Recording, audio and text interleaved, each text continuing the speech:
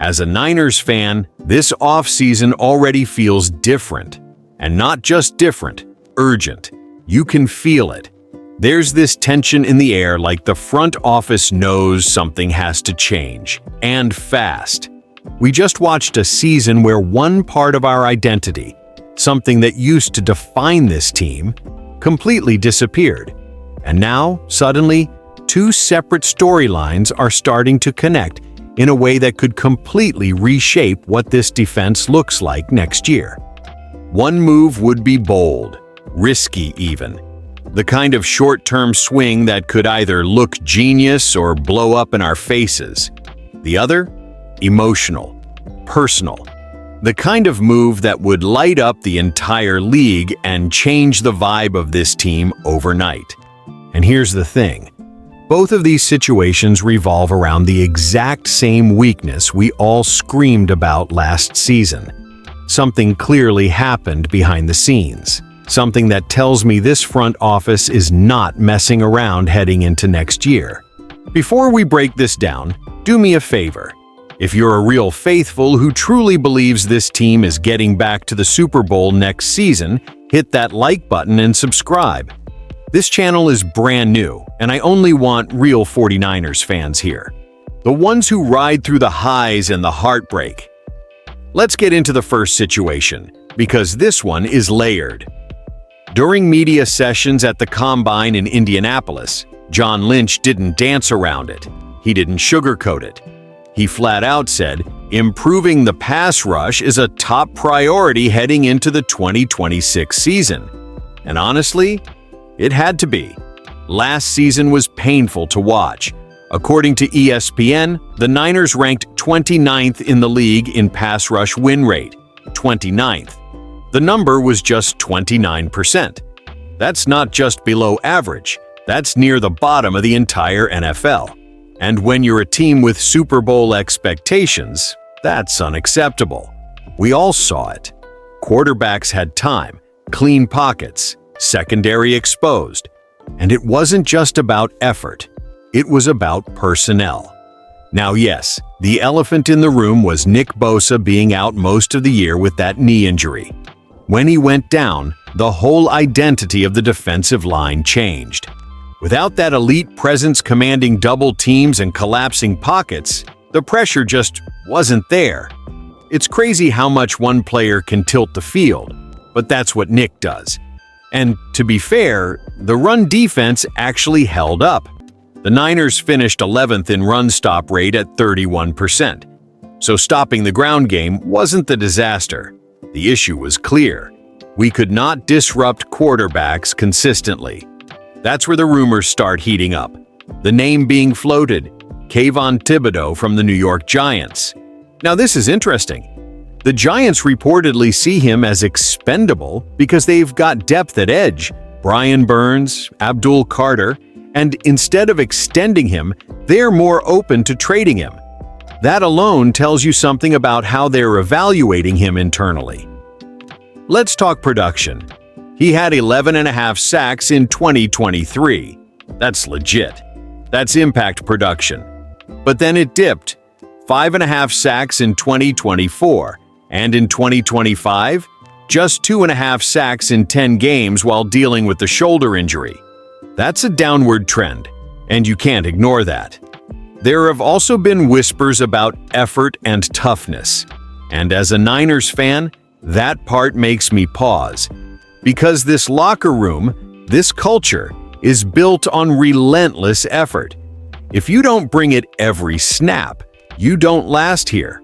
But here's the other side. He's only 25 years old, entering a contract year. That fifth-year option pays him $14.75 million in 2026. That's not cheap, but it's not outrageous for an edge rusher either. And because he's coming off down years, the Giants might accept a third or fourth round pick. Now think about that. A former number 5 overall pick, still young, still physically gifted. Put him in a prove-it year on a contending roster. Let him play opposite a healthy Nick Bosa. Let him rebuild value in a contract year. That's a classic buy low move. The risk? You give up a valuable draft pick for a one-year rental who might not bounce back. And if he plays well, you probably can't afford to keep him long-term. But if he hits, if he regains even close to that 2023 form, suddenly this defensive line looks completely different overnight. It's a gamble, a calculated one. And honestly, I kind of see the vision. But here's where things get even more interesting.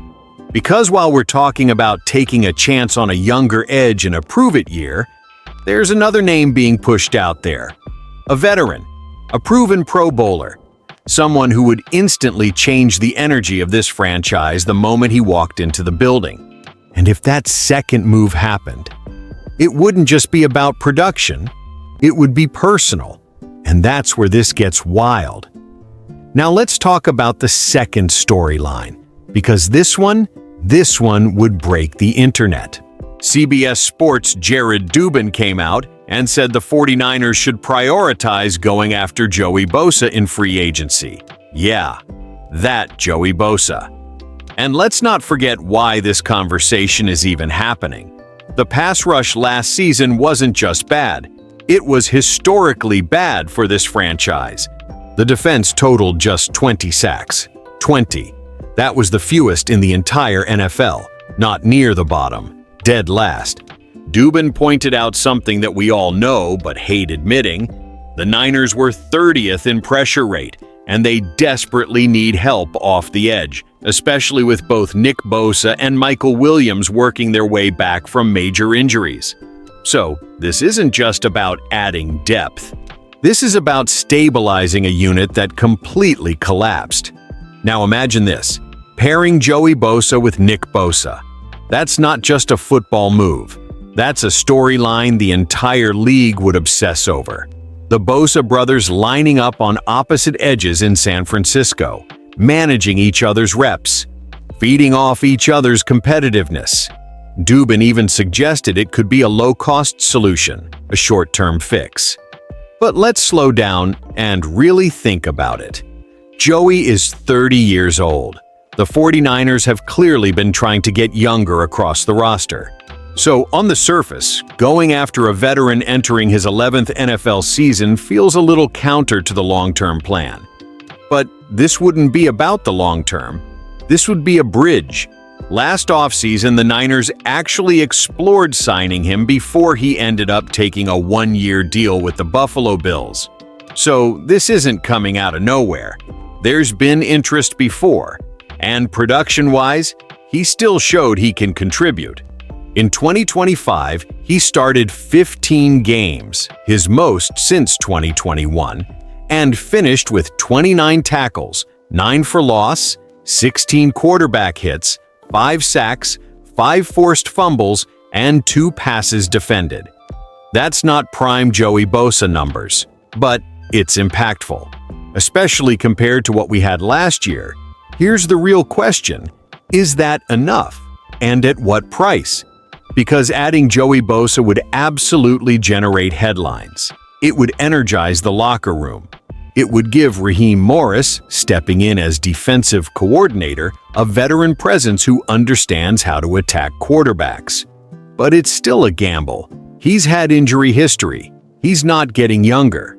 And even if you sign him, you still need to invest in younger pass rushers through the draft or trade market.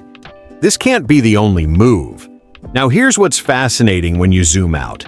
On one hand, you have a 25-year-old former top 5 pick in a contract year, high upside, question marks, potential rental.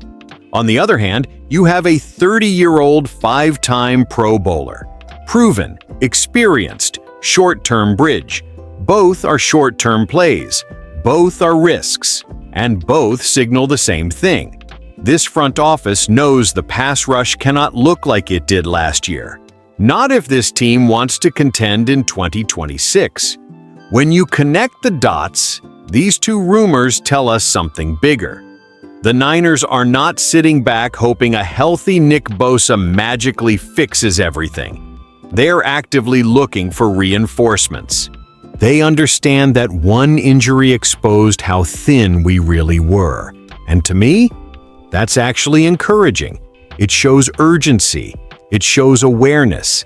It shows that last season's collapse up front hit them just as hard as it hit us. Now, whether the answer is a high-upside gamble like Kayvon Thibodeaux, a veteran spark like Joey Bosa, or some combination of moves we haven't even seen yet, one thing is clear. This is a pivotal offseason. This is the kind of offseason that decides whether we're talking about redemption next year or regret. As a fan, I'm cautiously optimistic. I love the aggression. I love that they're not pretending everything is fine. But I also know every draft pick, every dollar matters. And if we're going back to the Super Bowl, it starts with getting after the quarterback again. That's 49ers football. So let me ask you, would you rather swing big on the younger upside or bring in the veteran presence and make it personal? Drop your thoughts in the comments. And if you're really faithful, if you truly believe this team is marching back to the Super Bowl next season, go ahead and like the video and subscribe to 49ers Nation Report.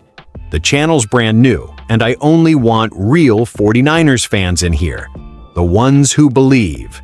We're just getting started.